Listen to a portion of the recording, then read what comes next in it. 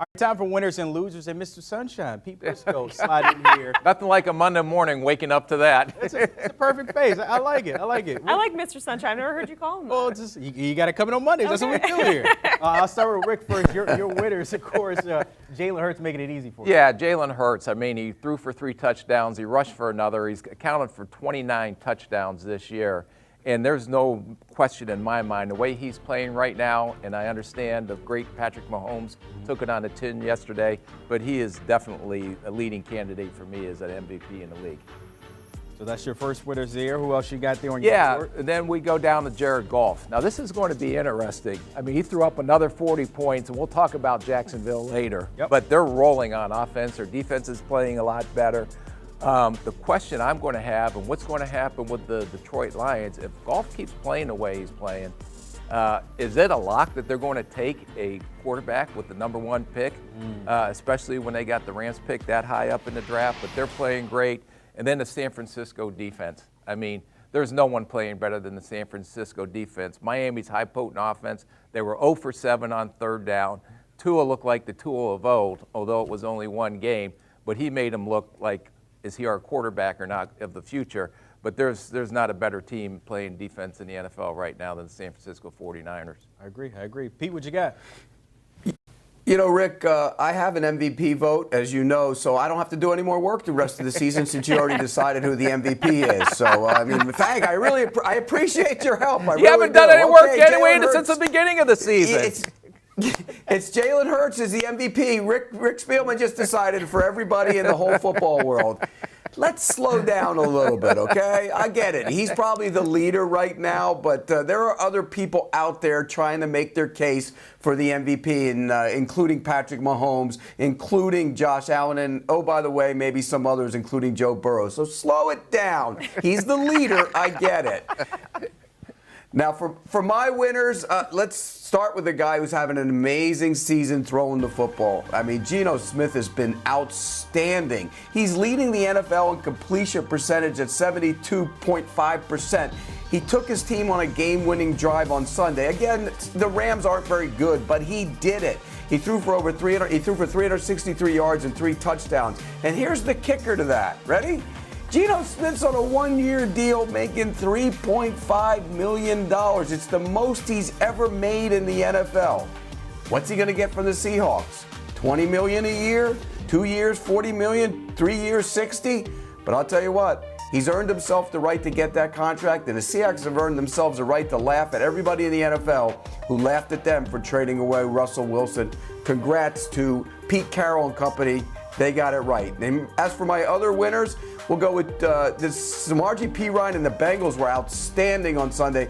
There's actually talk that Perine might be better than Joe Mixon for that offense. I don't buy it. People are saying it. Joe Burrow, by the way, 9 touchdown passes in the 4th quarter, leads the NFL.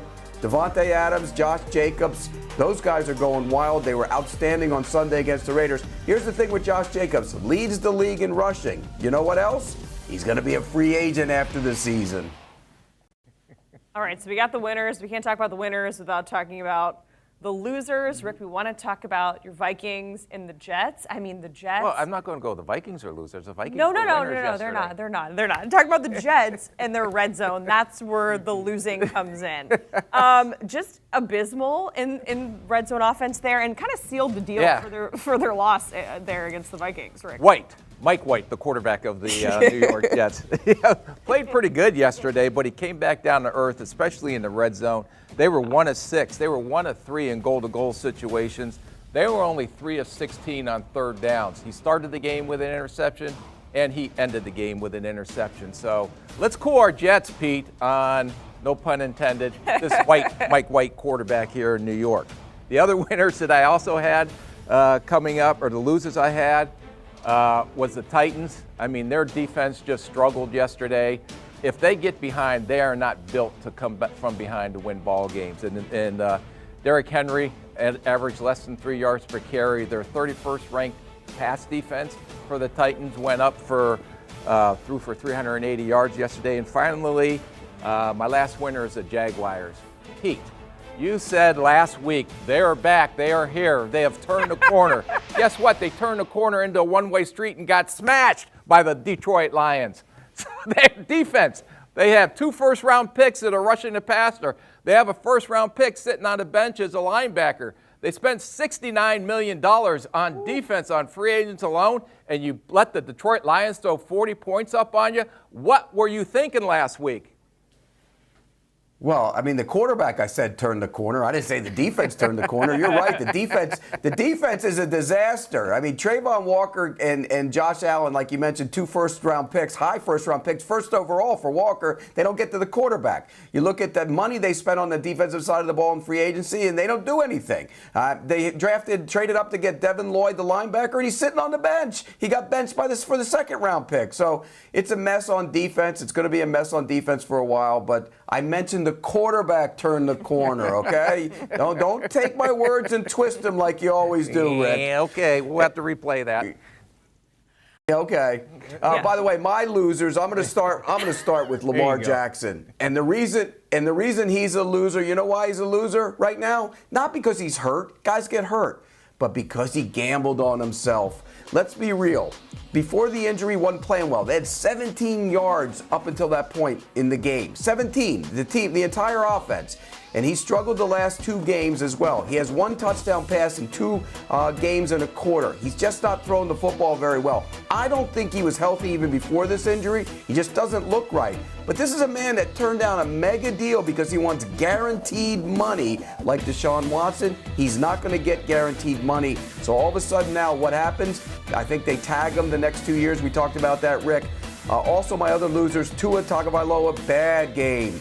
Finally happened. He struggled. He didn't look good. I thought he was on a stretch here where he could put himself in the MVP conversation, but they lost the game. He played poorly through 2 picks, also lost the fumble.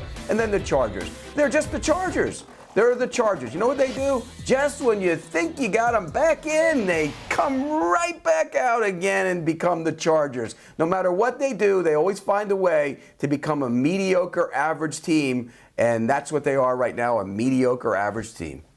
Chargers, one interesting team, though. We'll see on primetime this upcoming weekend. So we'll see how that pans out. Pete, you see how quickly he tried to turn GM on you with the cap salary out there, the first-round draft picks. You see what he does here on Mondays? You see that? Believe me, I hear it all day on Sunday, and that's why I have to school him so he gets prepped right for his podcast this afternoon. I do that too. With the first take, 2 p.m. today. Tune in. We got a double plug for you with the first pick here. Speaking of that, Pop, appreciate it. Hopefully Pete Prisco gets an appearance on there. Can we make that happen, Rick? We'll try. We'll see if he learns the game. He has to learn the game first. I get it. Ryan Wilson also has some say in that. Believe it or not, it's time to start talking those draft prospects. And the guys doing it here on the pod, Rick and Ryan, and maybe Pete, download and give them a follow. Do you want a sports network that delivers everything that matters about the game? The highlights, the picks, the instant analysis, no yelling, no fake debates, no politics. Hit the subscribe button and never miss a moment.